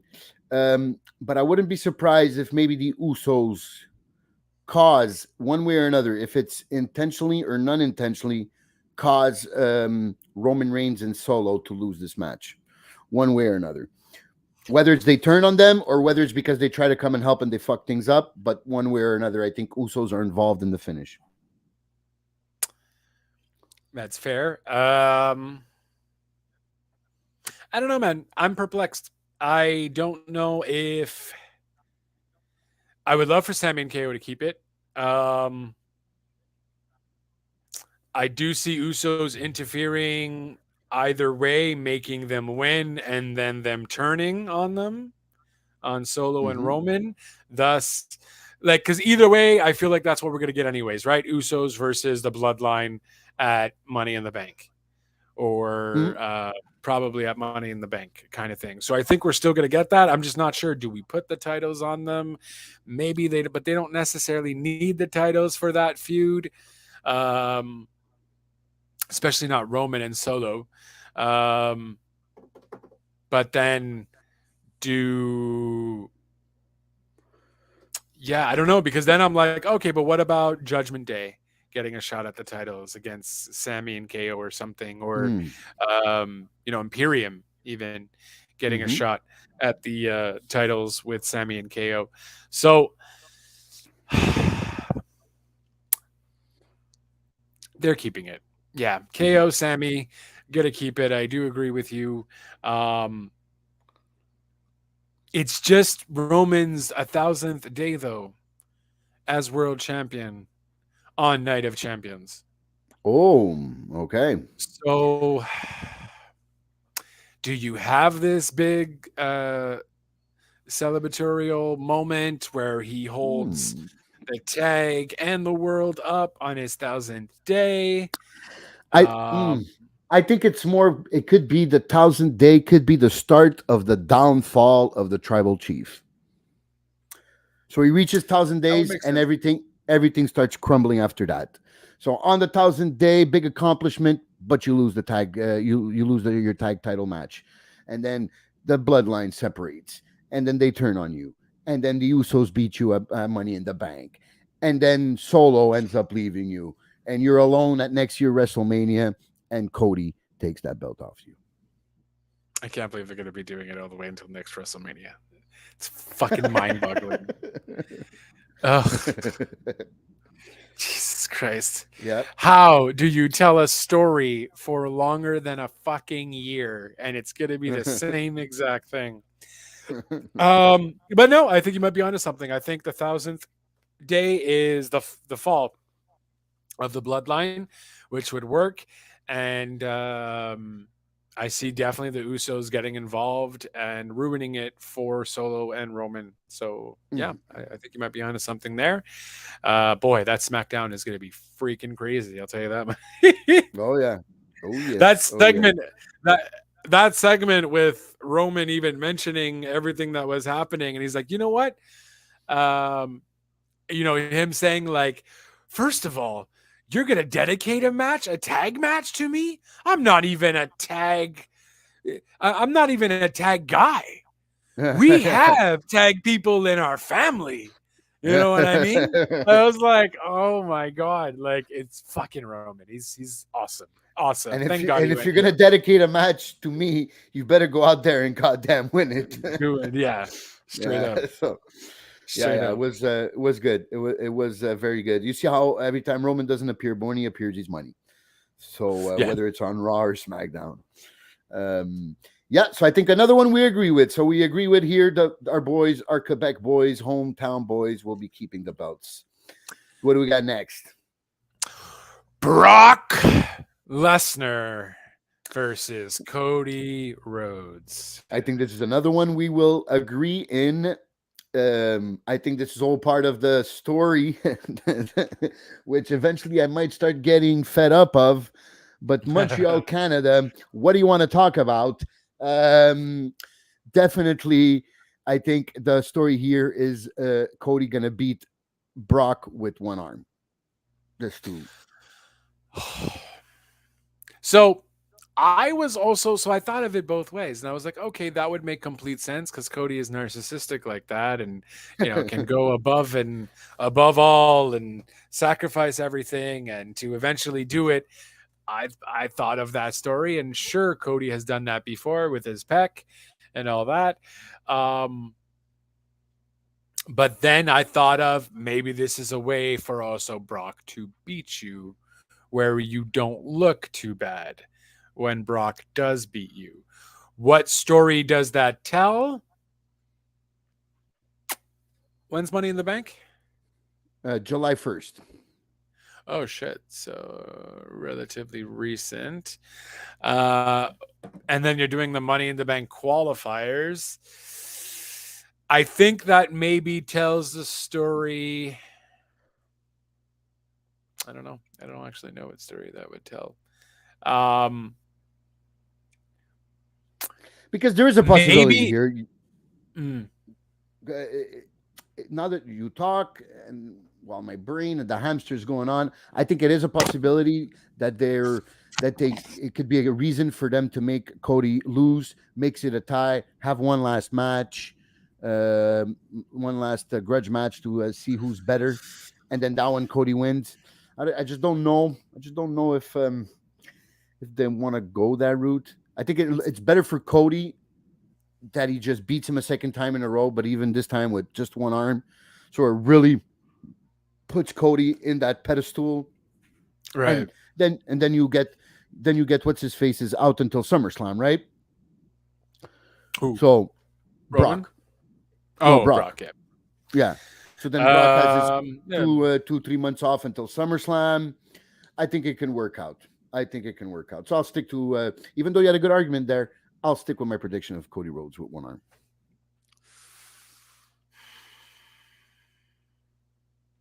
It's got to be the story they're telling them. That absolutely has to be the story that they're telling. Because I was more thinking it might be a whole scenario where Cody takes a few weeks off, comes back at the end of the qualifiers. Brock, for some reason, is in it for the qualifiers because it's the only way he can face the champion. And who is Brock's opponent? No one comes out. It's Cody. Cody beats Brock. Cody is back. So I'm thinking it's like a few weeks off kind of thing. And Cody demolishes Brock because for some reason Brock is in the qualifying match for the world title because that's the only way he can get it, right? He can't actually face Roman like that. So it's very possible. But I mean, I don't know if they necessarily need to do it that way because there's rumors, right, that that's how Cody is going to get his shot through the Money in the Bank. Through the Money in the Bank. With everyone's thinking Royal Rumble. But it's been done. It's been I mean, yeah, he lost, but it's he done. lost. But I mean, history completely the same. Yeah. It's been done, or he just calls it right away. Money in the Bank. I'm going to cash it at WrestleMania, whether you're champion or not. Dun, dun, dun, dun. And he builds it like that. So that kind of seals the fate, perhaps, of that matchup. Unless, I don't know, you randomly put Seth Rollins in the mix. Yep. If he wins the Rumble or something. In that big profile they did on Seth Rollins this past week, he definitely mentions how he absolutely loves Roman Reigns, but he doesn't like Roman Reigns. So, and I like the way he explained it. Saying, I will always have love for this man. We came up together. We were one of the most dominant factions of all time. We had a great run, but I don't like the man Roman Reigns has become. So that's fair. And I think there's still, it's good of them. Did it end abruptly though? Didn't it end abruptly or something? Or I think, what was it, Corey? I think Corey was asking him a question and then it kind of just ended. No? Am I crazy? Specifically, I don't remember there. Okay. Okay, it worked. Yeah. I don't remember specifically how it ended there. I remember that part. I might have missed it, or I might have been looking somewhere else at that moment. But yeah, I think that what I meant to say is I think that Seth always, and it's a good thing that what WWE did here, is always keep Seth not too far away from that Roman Reigns title picture there. Every once in a while, remind people that he's the man that Roman still hasn't beaten. There's that history there. The respect and the respect also. So it's good that they remind us, and it's good because this could be part of Cody's story also. So because there's the past, they keep on looking at each other, right? When they crossed each other, when Cody was leaving the stage area, and Seth was coming in to do his triple threat qualifier for the World Heavyweight Championship, where they stared at each other. So I think the way WWE is doing this is like they want us, the fans, to see, okay, there's still something there in between all three of them. So could it be that the final battle will be a triple threat at WrestleMania? That's also a big, strong possibility. But well, that might depend on our next matchup, since we do have going for, I believe it's just called the World Heavyweight title. Let me make sure I don't mess that up. Yes, the World Heavyweight Championship.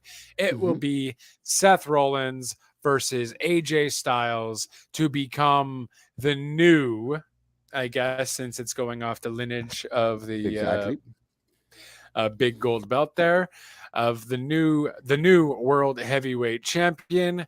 Who's it going to be? Seth or AJ Styles? This is probably the hardest one to choose.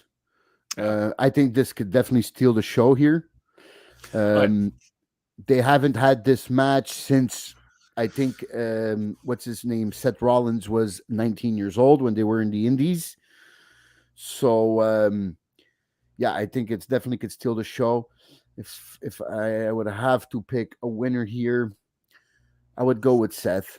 I would go with Seth, even though I think AJ needs a victory here because I think with the time off, I think it would benefit him, and it wouldn't hurt as much Seth as I think it would hurt AJ to lose. But I'm still gonna go with Seth here because I think storyline wise they want Seth to win. I think I'm going more with what I think the writers and management are thinking more than what I want because I would definitely go with AJ because, like I said, I think it doesn't hurt Seth Rollins to lose against AJ as much as it would hurt AJ. But I'm still gonna go as my prediction with Seth. Yes, and AJ's technically SmackDown though, right? Exactly. So Yes. if AJ wins, then he goes to Raw, I guess. Yep. And I guess Seth would maybe go to SmackDown. Yeah, well, they haven't really mentioned that, but Triple H Right. has mentioned that the winner of the World Championship belt will be Raw's champion. So that has been Fair. mentioned. So that's for sure. I don't know if that would mean Seth would go there. Where would that leave? Where would that leave the other guys OC. from the OC, which they had promos recently, and they were all drafted together. So yeah, when you put all of that into consideration, I think it looks like Seth. Sounded will be more the like winner a here. Seth Rollins game. Yeah. Yeah, I agree. Which then would be the most predictable match of the evening, I guess, aside from the Becky match or maybe the Gunther match. Oh shit, there's a lot of predictable matches. Yeah, there's a lot of I think there's a lot of good matches, but a lot of predictable. Yeah. Ones. So yeah, I do see that. That would allow, but then what? Are you unifying the titles at Mania then? Does Seth keep it until next year's Mania? I guess we'll find out. I don't know if he keeps it for that whole time. And eventually they're gonna have to bridge. They're gonna have to eliminate one of those other two titles.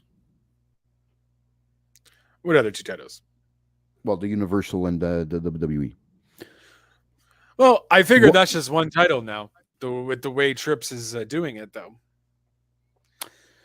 He's carrying both belts. Okay, yeah, that's it. No. There's still two belts, but I figure like the two belts are one. They're unified without being unified. I guess. I don't know. Okay.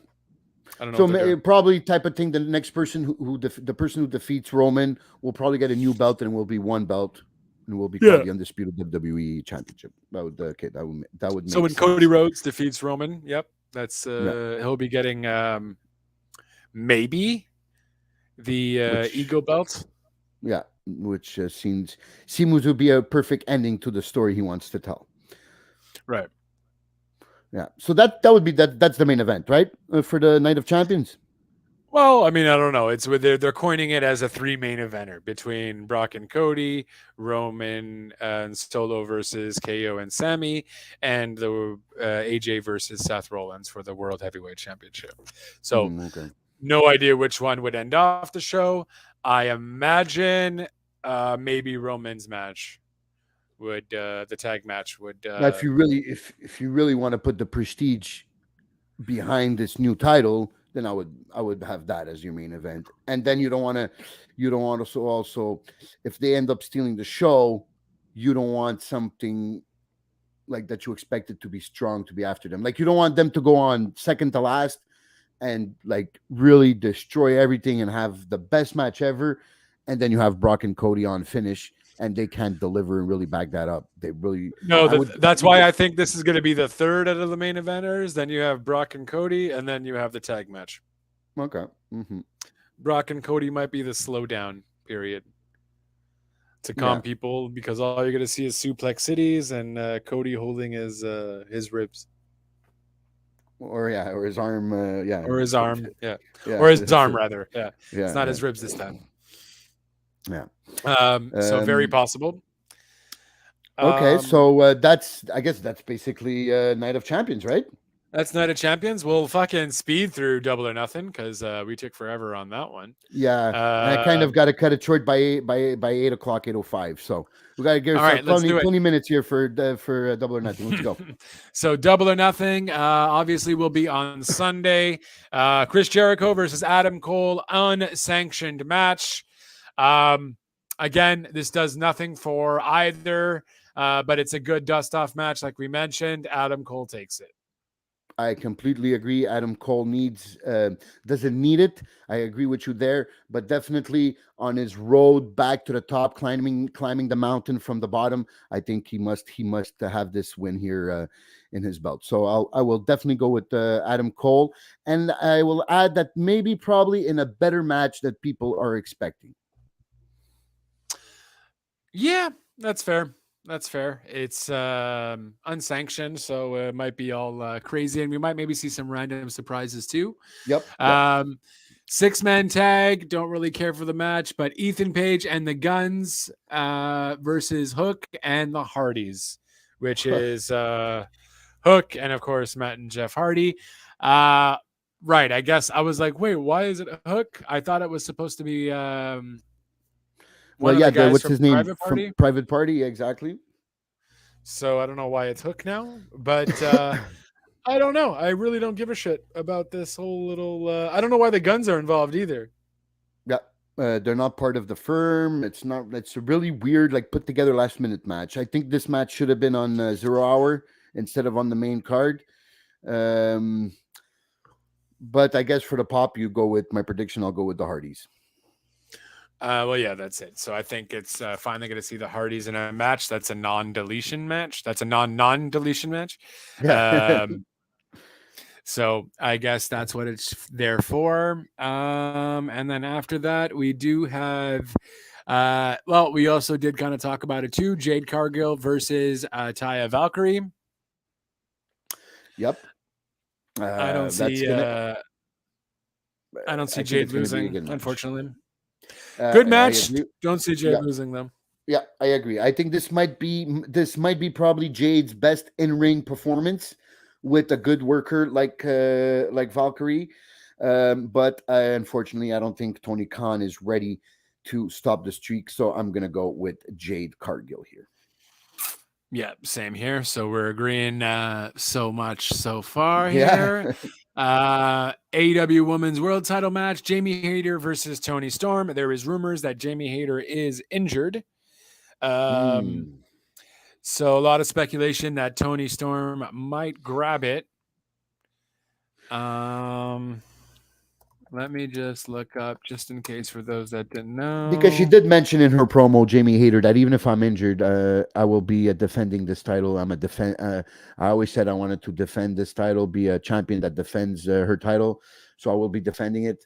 So I thought it was kayfabe. I didn't really had heard about her injuries being legit. But I think they're going to take the belt off Jamie Hayter. I think this hasn't gone the way Tony expected it to go. I've mentioned it before on this podcast, the fact that when the champion, your world champion, comes out and the person that's by her side gets a bigger pop than your champion, there is a problem there. And I think that's absolutely not Jamie Hayter's fault. This is Tony Khan's fault for putting her in that position, knowing how over and popular Britt is. That this was going to happen, and obviously it has. And I think Tony Khan is over Jamie Hayter being champion, and I think he wants the Outcast a bit more out there, and get more of that TV time as champion for Tony, and get Saraya more time on the mic. So I think that all the stars are aligned for her to lose her title. So I'm gonna go with Toni Storm here as my prediction.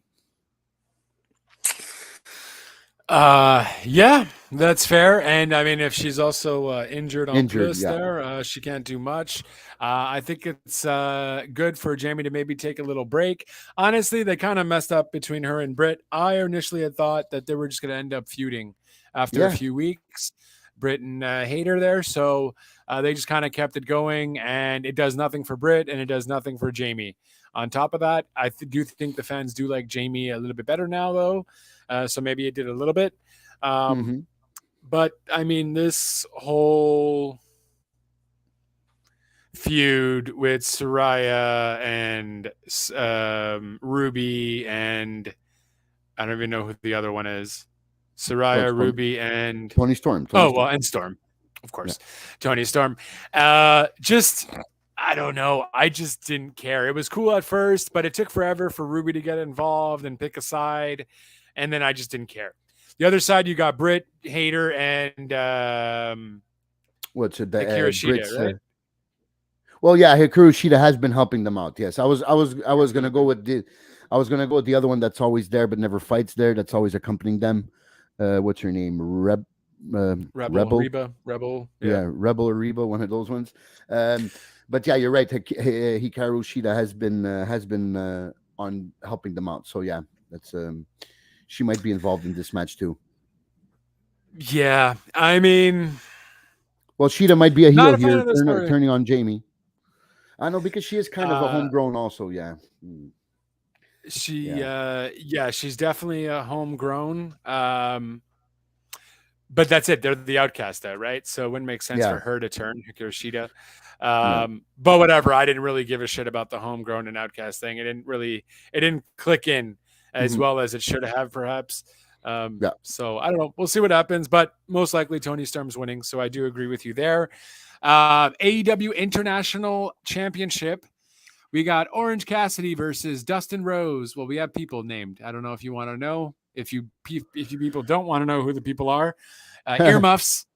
Orange Cassidy versus Dustin Rose versus Trent Beretta versus Chuck Taylor versus The Blade versus Brian Cage versus Ari Daivari versus Tony Nese versus Penta El Zero Mito versus Ray Phoenix versus Juice Robinson versus Big Bill versus Swerve Strickland versus Keith Lee versus Ricky Starks versus Kip Sabian versus Jay White versus Bandito versus Lee Moriarty versus Commander versus The Butcher. Why the hell do you have everyone announced? No, that's kind of freaking ridiculous. No Joker? Well, that's 1, 2, 3, 4, 5, 6, 7, 8, 9, 10, 11, 12, 13, 14, 15, 16, 17, 18, 19, 20. I must have counted wrong. 21 already with Orange. Okay, so here's to hoping cage match is wrong there. And these aren't the people. Because if we're gonna go with just the people you mentioned there, and I think I agree with what you said earlier on, that maybe it's time for Orange Cassidy to drop it. This is the perfect type of match, and you want maybe a heel as champion so you could get more feuds going on with other faces. So I will absolutely say, and this is a big pick because there's a lot of wrestlers here. I'm gonna go with the Switchblade, Jay White. I think he needs a title. Just came on. He's kind of losing his momentum now with this whole Ricky Starks feud. So I think if you really want to elevate this feud, make him champion. And I think that's what I'm going to go with. I'm going to go with Switchblade, Jay White. That's fair, but then I think that puts Juice Robinson kind of like in the back burner there. Because they're together now, right? Yeah. It's Bullet Club Gold, yeah. Bullet Club Gold, that's it. I don't know. I think if OC doesn't win it, I would be kind of down to maybe give it to you give it to either. I'm thinking Keith Lee. I think this gives Keith Lee something to freaking do and showcase his talent a little bit more. And he's technically a heel. Is he? Is he a heel? Is a face? I don't know, with this whole gray beard thing. Yeah, I think the whole point with that whole feud with Strick I can't remember. Swerve Strickland. Strick Swerveland. Yeah. So Swerve Strickland. I think this whole thing was that Swerve wanted to win by any means necessary, and Keith Lee was that old good guy that wanted to win the right way. So I Right. think that it wouldn't fit him to turn him heel, like not right away, I guess. But he's definitely, I definitely agree that it would do very well, and he would need this win, this belt. Mm. I just don't think they're gonna do it. I just don't think they're gonna give it to him. And oddly Uh, enough, Swerve is not even. Oh yeah, he is. Okay, Swerve Strickland's in it. None of his goons are though. So it's mhm. just Swerve. Bill is not one of his goons, right? Bill is with No, Sanjay, Brian. right? Yeah, exactly. Bills with Sanjay. It's probably only Brian Cage that have an affiliation. The that group from ROH with that Brian Cage is in kind of has an affiliation with Swerve's faction there.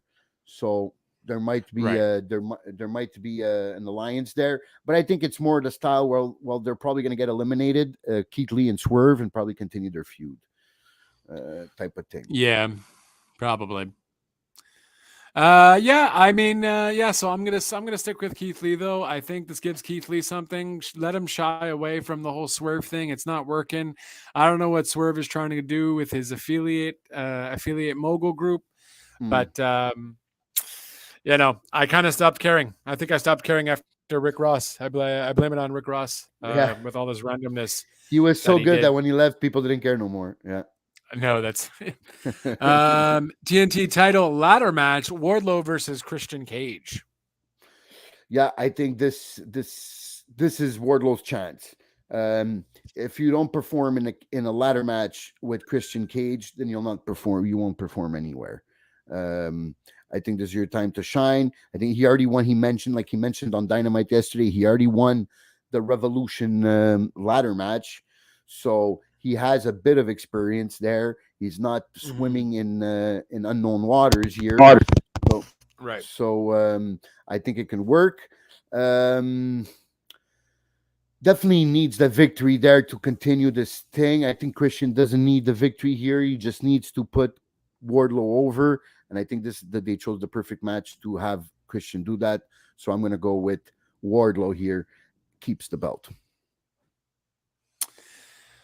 Yeah, I think this is where we differ. I think this is maybe Christian's match to win. I know Oh, Christian doesn't necessarily need it, but I do think the TNT title does need some prestige to it. Um, I don't know, man. Wardlow wasn't working. Wardlow hasn't been working with the TNT title. I didn't care for that's the true. TNT title since Joe. And even then, but Joe, I at least cared for it a little bit. Wardlow's not doing anything for me. He's still randomly facing squash people, and nothing changes with this guy. So I don't know. I'm done. Give me Christian as a champion. I would actually be entertained with that, and That's true. would want to watch some TNT matches happen with Christian being there, because I think Christian would help elevate the championship, and I feel like that's maybe where Khan is going with that. I agree with that. What you're saying, that for sure Christian would make it more entertaining. The For sure. TNT title picture, no doubt about that. Much more charisma. He's Captain Charisma after all. Damn Um, right he is. so yeah, and he's playing one hell of a heel. I think this is probably his best heel work of his career. He's really being a hateable heel. Some things he says are like, oh my god, I can't believe he said that. Um, but he does, and he makes it good. So And he definitely, still somehow relates it to all the father figures from yeah, Jungle yeah, Boy to Wardlow. And I'm like, oh my God. yeah. Jesus. It's like, ooh, awkward, but yeah, he does it, and he gets the reaction from the crowd, and that's what you want. So yeah, I would definitely agree with the entertaining part. But I think if the only reason I picked Wardlow here is I think if Wardlow loses, I think that might be the end of the line for Wardlow. Or he goes fucking heel because no one believes him as a face. That could be a possibility too. I agree Uh, also with that. uh, Go back to being a bodyguard or helping out somebody or by somebody's side or something, and turn heel, and maybe you'll be more credible there in your destructiveness, because even Arn Anderson can help you out. Then you're in a problem. You have a problem. I don't know. Arn Anderson didn't do shit for Cody either, though, to be honest with you. Well, yeah, because Cody was what? because Cody was kind of already made, so he didn't really need it. It was, but what? Yeah, it wasn't a big elevation for Cody there. But No. yeah, so that's my prediction. So that's finally when we differ on. And what do we got? Now we got the AEW World Tag Team match. We got FTR versus Jay Lethal and Jeff Jarrett with I don't want to say the wrong brother. Jay Briscoe? No, sorry. Yeah. Mark Briscoe. You're right. Mark Briscoe, yes. Mark Absolutely Briscoe. Right. I always Absolutely right. As guest referee. As guest referee. Honestly, I don't really remember how this became. Like, I think I kind of do. I just don't think I necessarily cared for it. No. Between the heels and the good guys fighting, they all kind of were good friends with Mark Briscoe and blah, blah, blah. And so they kind of made amends in that way, shape, or form. And then they all disagreed with each other because obviously, Jeff Jarrett and Jay Lethal are always up to something. But yeah, I don't know. FTR wins. Yeah, I'd be really surprised if they make Jeff Jarrett and the other guy win. Yeah, FTR wins, and but I really don't care about this match. I think this is actually one of the first times in a while that I absolutely don't care about an FTR match, because usually I'm pretty excited about FTR because they're pretty. Well, I mean, with that said, though, the match itself might be pretty decent. You know what I mean? I maybe just don't care about the outcome. Look, FTR can go. Jay Lethal can go. Jeff Jarrett has been somewhat decent in the ring and can carry himself. So, I mean, I'm just not intrigued with seeing Karen around the ring. You know what I mean? I could do without Karen. So hopefully Karen Jarrett isn't there and she stays in the back because she's not convincing as an on-air screen character. And I'm fine without her there. So yeah, FTR for the win. Then of course we got second to last, we got the Anarchy in the arena, where we got the Bullet Club. Not the Bullet Club. Well, we got technically the Blackpool Combat Club. The Blackpool Combat Club. That's it. Yes. The Blackpool Combat Club, which comprises, of course, of Wheeler Yuta, John Moxley, Claudio Castagnoli, Bryan Danielson. And that is your Blackpool Combat Club going against the Elite, Adam Page, Kenny Omega, Matt Jackson, and Nick Jackson. Anarchy in the freaking arena. Mark my words right now, probably will be match of the night. I feel like this match is going to be a crazy bloodfest shit show. And should be a good, fun time. I did enjoy the previous Anarchy in the Arena match, which I believe was JAS. And was it technically the Blackpool Combat Club? Or was it the Elite? Or was it the Elite? That's fair. I'll double check. But yeah. Or is it Inner Circle versus the Elite? Yeah, it could have been. It could have been Inner Circle. Could have been that. Yeah, I think Pirate Boy over there, Adam Page, rejoining the Elite. I think his promo explaining why he came back, I think was good. I think this is going to be a good match. I definitely believe it's probably going to be one of the best matches of the night. Definitely going to see a lot of blood here whenever Mox is involved. We always know there's going to be some blading, so that's going to be interesting. I'll go with the Blackpool Combat Club here. Yeah,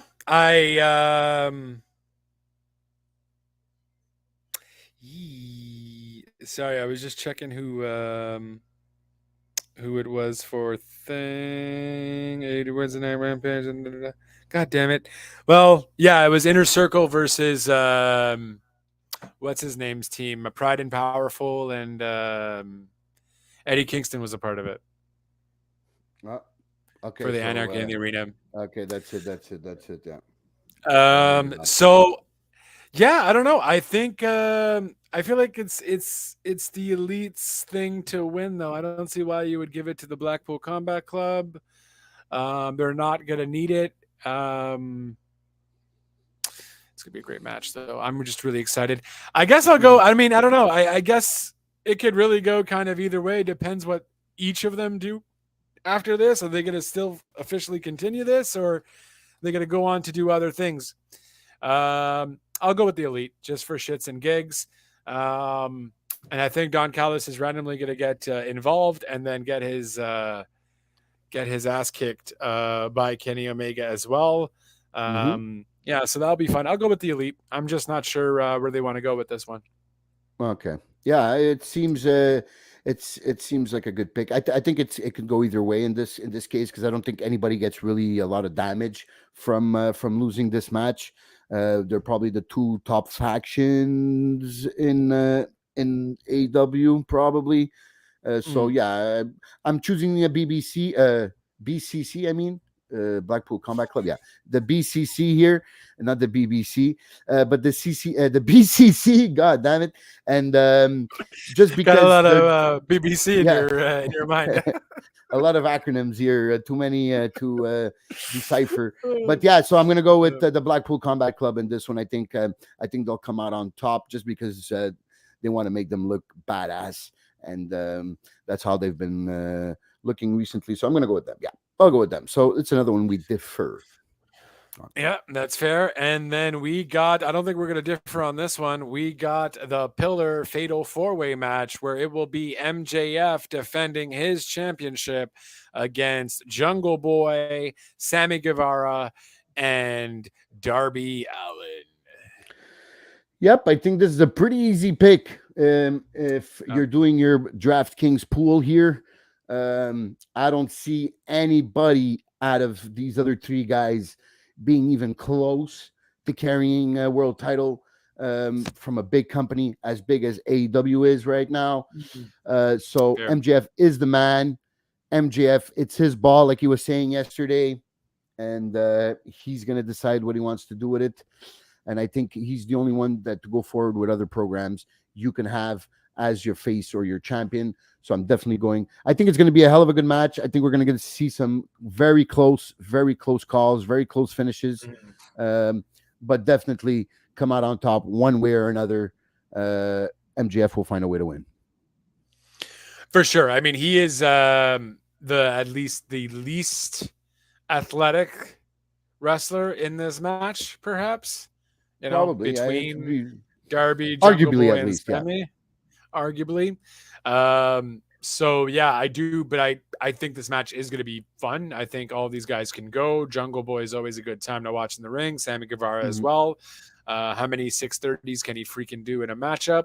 And you know, Jungle Boy is pretty crazy too. And then of course all of MJF's antics are going to be fun. But that title isn't going anywhere. None of these guys are ready, like you mentioned. MJF is still retaining the championship, and because he's better than you, and you know it. That's what it is. That's what it is. That's what it is. That's at what point? At what point that title picture is at? It's MJF, and it's only MJF for now. That's it, unless you know, it's clobbering time next pay-per-view. We'll see what happens. Exactly. But one thing is for sure, that we will have a very good wrestling weekend with these two pay-per-views. And like you mentioned at the beginning in the opening, we also have the NXT. We won't have time to preview it, but we also have the NXT. What's the Battleground it's called? Yeah, so NXT Battleground looks like to be a decent card. We won't preview it here just because, honestly, I don't think we watch enough NXT to really give our fair thoughts and opinions on it. But looks to be like a pretty big card, a good card at least. But they decided to go up against Double or Nothing, so it would be up to you how you would want to watch, what you would want to watch live, because it is on Sunday at 8:00. Again, though, it's on the WWE Network. You can just watch it on replay, or you'll have it on demand, or whatever on Peacock if you're in the States. You'll be able to rewatch NXT later. So probably best bet to watch Double or Nothing live. And yeah, you'll most probably have a better time watching Double or Nothing. There is some pretty sweet matches though on Yeah. Battleground. And if just give me 1 second, I am just gonna run through the card just 2 seconds, quick, just so people know, just in case. So like, wait a minute, there's a pay-per-view. Voila. So match wise, you were getting NXT champion Carmelo Hayes will face Braun Breaker. Braun Breaker, of course, is heel. So that should be another fun match. I don't see Braun Breaker winning. Hopefully he gets a push soon to the main roster. You got Lyra Valkyria versus Tiffany Stratton, NXT Women's Championship. I don't know anything about this match. I can't even comment because I have no idea where they are. No idea. And NXT North American Champion Wesley versus Tyler Bate versus Joe Gacy. Should be a pretty good match. You also got Gallus versus the Creed Brothers, NXT Tag Team Championships. Heritage Cup champion Noam Dar versus Dragon Lee. Dragon Lee was pretty awesome. He was a wrestler in AAA. And then you got this match should be probably the match of the night, just because I don't know half the other matches. But Ilya Dragunov versus Dijak, last man standing. Oh yeah, that sounds like a good, very good match there. So that sounds like a good one. I might see that one after the fact, but yeah, I'll definitely be watching Double or Nothing live, and probably look up that match later on in the week. Probably we'll try to get together on Thursday and give you a recap of all these pay-per-views and see if we were right or wrong in our predictions. And there you have it. So thank you for the Mikes, for the Caseys, for the Jeffs, for our lovely co-host, Big Red, for coming on and chatting with us. We do appreciate you all as always. And we hope you have a great wrestling weekend. There's enough wrestling to go around. So please don't be shy. Let us know what you are looking forward to. Give us your thoughts, opinions, and predictions. We are here for it all. And Kid Crazy, I'd like to thank you as well, good sir. And with that said, you guys can follow us at WTN Wrestling Talk Now on all social medias except Twitch, where it's WTN _Wrestling Talk Now. And yeah, you can follow us there, and all our links will be down below in the doobly-doos. But until then, I guess we'll see you guys next time. So until then, ciao for now.